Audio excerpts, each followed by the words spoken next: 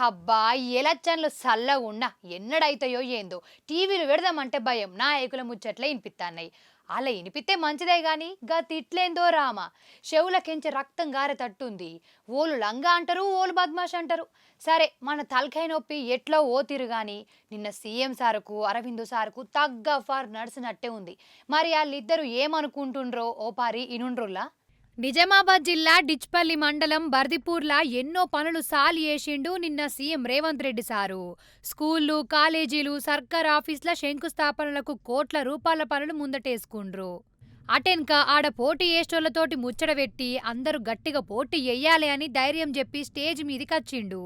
ముఖ్యమైనోళ్ళందరూ మాట్లాడినాక Revanth sir mic అందుకొని local కమలం party MP Arvind సారుకు సూటి పెట్టిండు. ఇవాళ మళ్ళీ మోడీ మంత్రం చదువుతున్నాడు ధర్మపురి అరవింద్ గారు. నేను అడుగుతున్నా, అయ్యా గల్లీలో కౌన్సిలర్ కావాలంటే, గల్లీలో మోరీ తీయాలంటే మేము ఢిల్లీకి వెళ్ళి మోడీని అడగాలనా? ధర్మపురి అరవింద్ గారు మీరే పార్లమెంట్ సభ్యులు కదా, ఈ 7 ఏళ్లలో నువ్వు ఏమి తీసుకొచ్చినావో లెక్క చెప్పు.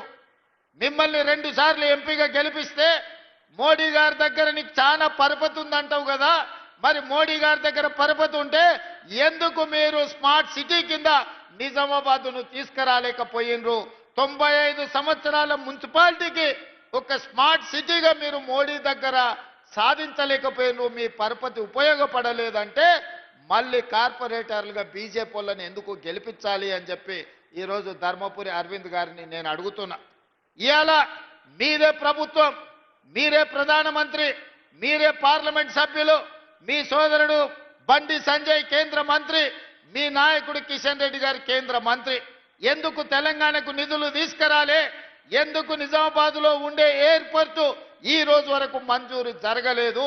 ఇవాళ హైదరాబాద్లో మెట్రో విస్తరణకు ₹1 తీసుకురాలేదు. మూసి ప్రక్షాళనకు మీ 10 పైసలు తీసుకురాలే. రీజనల్ రింగ్ రోడ్డు గురించి చర్చనే లేదు. ఇవాళ నిజామాబాద్ ఔటర్ రింగ్ రోడ్డు గురించి కేంద్రం నిధులు తెస్తా అంటే మేము ఎవరమైనా వద్దన్నమా? గిన్ని మాటలిన్నాక ఎంపీ అరవింద్ సార్ ఊకుంటాడా? సారు కూడా తగ్గేదేలే అన్నట్టు తిట్టి ఇడిసిపెట్టిండు. హౌలేకేంచి దిగుతే ఒట్టు, పొట్టు పొట్టు తిట్టిండు. స్మార్ట్ సిటీ ఎవలు చేయబట్టత్తది, ఎవలు చివరకు ఓకే చెయ్యాలి అనేది అడిగి చదువుకున్నవా అంటాండు అరవింద్ సారు. ఇలా పొట్టోడు నిజామాబాద్ ఇందూర్లా వచ్చి మోర్లు సాగు చేయడం కూడా మోడీ పేరు చెప్తాడు అరవింద్ అన్నాడు.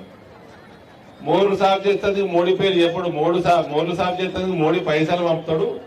నువ్వు పొట్టోడు వచ్చి సాగు చేయాలి. మరి మున్సిపల్ మినిస్టర్ ఓడు పొట్టోడే కదా, వచ్చి సాగు చేయాలి. తొండలు ఇడితే సాఫ్ అవుతాయా? తొండలు ఇడితే మోర్లు సాఫ్ అవుతాయా?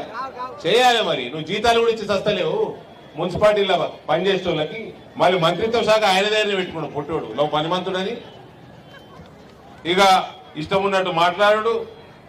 నిజామాబాద్ అట స్మార్ట్ సిటీ చేయలేదు అరవింద్. అరే బేవకు, చదువుకున్నోని చెప్పొచ్చు, చదువుకున్నోని చెప్పొచ్చు. ఇది కేటీఆర్ కల్వకుంట్ల సంకనాకితం చెప్పరాదు. స్మార్ట్ సిటీ సపోజ్ తెలంగాణకి 5 ఇచ్చింది అనుకో కేంద్రం, 5 సిటీలు ఏది చేయాలన్నది తెలంగాణ ప్రభుత్వం పంపాలరా బేవకూఫ్. ఏ సిటీలు మీరు చూస్ చేసి పంపాలా. మీరు పేర్లు పంపిన వాటికే వాళ్ళు కేంద్రం ఇస్తుంది. నామినేట్ మీరు చేయాలి. నన్ను అడుగుతావు ఎందుకు హౌలే? చదువుకోరా నాయన. మొన్న వేయండి న్యూయార్క్ లేదు చదువుకున్న సంకనాకు వచ్చిండు. ఇక ఈ రకంగా టోటల్ గా దోపిడీ జరుగుతుంది తెలంగాణలో. కేసీఆర్ చేసిన దోపిడీల వాటా రేవంత్ తీసుకుంటున్నాడు. ఈ వాటా తీసుకొని తెలంగాణ ప్రజలకి పంగనామాలు పెట్టే కార్యక్రమం చేసాడు తప్ప రేవంత్ రెడ్డి తెలంగాణలో ఏం బిక్తలేడండి, ఏం బిక్తలేడు. హిందువులకి మోసం చేస్తున్నాడు, హిందీ దేవి దేవుళ్ళ మీద జోకులు చేస్తున్నాడు. ఓట్లు వేసుకుంటూ ఓపించుకుంటందుకేమో అదే దేవి దేవుళ్ళ మీద ఓట్లు వేస్తున్నాడు. ఓట్లు వేయించుకున్నా ఆ దేవి దేవుళ్ళ మీదనే జోకులు వేస్తున్నాడు. అరే నీ పాపం పండుతుంది, ఏదో రోజు దగ్గర పడుతుంది. మొత్తం మీద పొట్టోడు హౌలే అనుకుంటా బాగానే సూటిపెట్టి అడిగిన ప్రశ్నలకు సమాధానాలు ఇచ్చిండు పో అరవింద్ సారు. ఏందోనూ లాగి మున్సిపల్ ఎన్నికలు ఎన్నడైతాయో ఈళ్ళ తిట్టుకునుడు ఎన్నడు బంధు పడుతుందో.